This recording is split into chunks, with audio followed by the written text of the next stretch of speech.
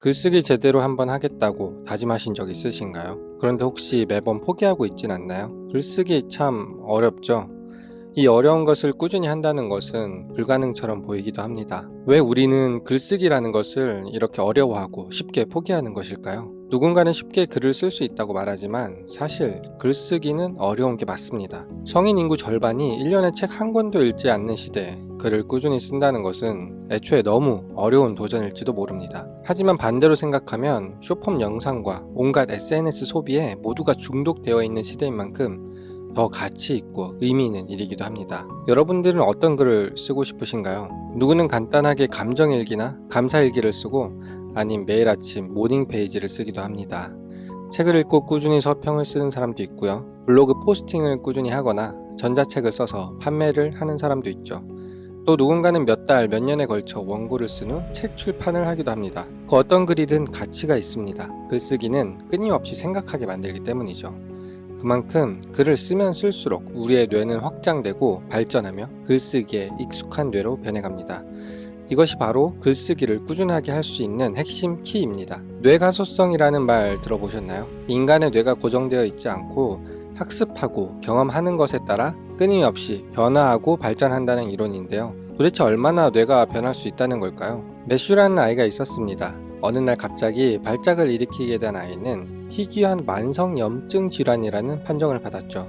많은 의사들의 자문 끝에 이 아이의 생명을 구하려면 염증이 지배하는 왼쪽 뇌를 모두 도려내야 한다는 결론에 다다랐습니다. 뇌의 반쪽을 드러내는 상상하기조차 힘든 방법이었지만 아이의 생명을 구하기 위해서는 어쩔 수 없었죠. 수술이 끝나고 난 후 상태는 처참했습니다. 숨은 붙어 있었지만 몸을 가누지 못했고 말도 하지 못했습니다. 하지만 매슈의 부모는 포기하지 않았습니다. 매슈는 지속적으로 물리치료, 재활치료, 언어치료를 받았습니다. 시간이 지날수록 입으로 낼 수 있는 단어가 하나, 둘, 셋으로 늘어났습니다. 그렇게 3개월이 지난 후 또래와 비슷하게 말할 수 있게 되었고 몸도 조금씩 가누면서 움직일 수 있게 되었죠. 수술한 지 20년 후 성인이 된 매슈는 정상인과 똑같이 대학도 다니고 한 레스토랑에서 일도 했다고 합니다. 왼쪽 뇌를 제거한 탓에 오른쪽 발을 절고 오른손 필기가 서툰 점을 제외하면 그 누구도 매슈의 왼쪽 뇌가 없다는 사실을 모른다고 하죠. 이 놀라운 변화를 설명할 수 있게 하는 것이 바로 뇌 가소성입니다.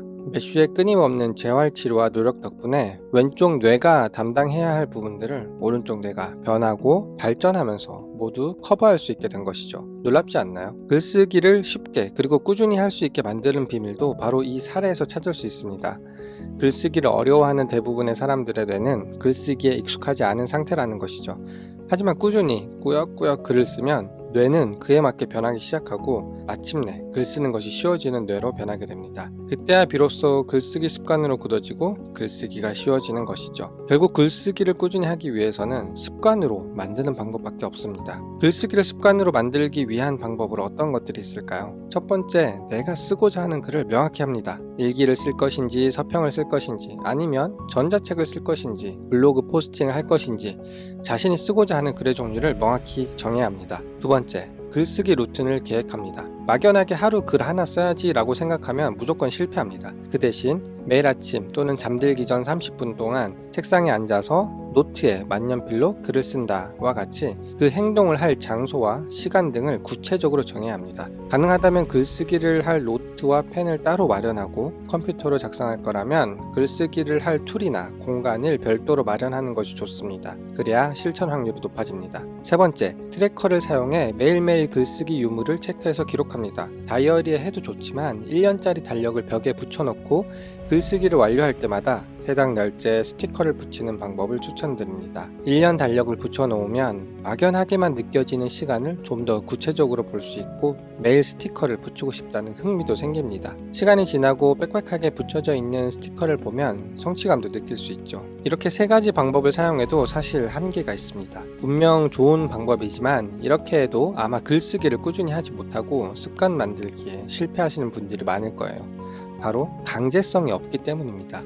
인간의 의지는 생각보다 너무 나약합니다. 내가 하고자 하는 일을 할 이유는 하나밖에 없지만 그 일을 할 수 없는 핑계는 한 트럭만큼 많죠. 하루 이틀 거르다 보면 어느새 글쓰기를 포기하게 됩니다. 강제성이 필요하다는 것을 깨달은 사람들이 가장 많이 시도하는 것이 바로 챌린지입니다. 일정한 금액을 걸고 달성률에 따라 환불을 받는 것이죠. 바로 돈으로 강제성을 만드는 방법입니다. 가장 유명한 것으로 챌린저스 앱이 있죠. 실제 앱에 들어가 보면 글쓰기뿐만 아니라 다이어트나 달리기 같은 다양한 챌린지들이 진행되고 있습니다. 그런데 다른 챌린지들과는 다르게 글쓰기라는 행위는 단순 챌린지만 하는 것에도 한계가 있습니다. 바로 느슨한 유대가 없기 때문인데요.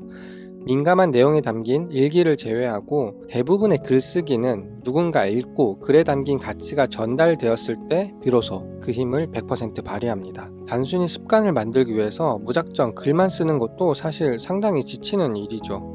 그런데 만약 글쓰기를 좋아하고 열심히 하려는 사람들끼리 서로의 글을 읽어주고 긍정적인 피드백을 준다면, 누군가 내 글을 읽고 감사하다는 말을 하고 다음 글이 기대된다는 말을 해준다면 어떨까요? 그 어떤 때보다 신나서 글을 쓰게 되지 않을까요? 그 어떤 것보다 강한 동기부여가 됩니다. 이것이 바로 제가 글쓰기 마라톤 모임을 만든 이유입니다. 글쓰기의 가치를 알고 남의 글을 읽고 긍정적인 피드백을 할 수 있으며 글쓰기를 통해 하루하루를 쌓아 인생을 만들고자 하는 사람들끼리 매일 글을 쓰는 모임입니다. 서로 각자 쓰는 글은 다릅니다. 블로그 포스팅, 간단한 메모, 책 필사, 서평 작성, 전자책, 모닝페이지, 소설 쓰기 등 다양한 글을 쓰지만 서로 피드백을 하고 격려하고 힘을 얻는 모임입니다. 스스로 정한 디포짓 금액을 걸어 강제성을 만들고 매일 단톡방을 통해 성과를 측정하고 서로 글을 읽고 피드백하면서 느슨한 유대도 함께 만들고 있죠.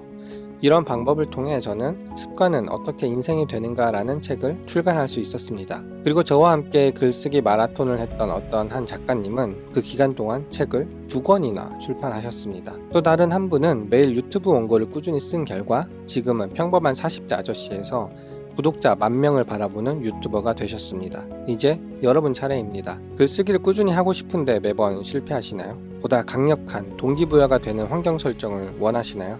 글쓰기 열정이 넘치는 분들과 함께하고 싶으신가요? 그렇다면 저의 글쓰기 마라톤에 참여해 보시길 강력 추천드립니다. 글쓰기라는 주제로 연결된 다양한 사람들을 만나고 글쓰기 습관 만들기를 통해 하루하루 성공적인 인생을 함께 만들어갈 수 있습니다. 관심 있으신 분들은 고정 댓글 링크를 확인해 주시고요. 오늘도 여러분의 성공과 성장을 응원합니다. 감사합니다. 쌤작가였습니다.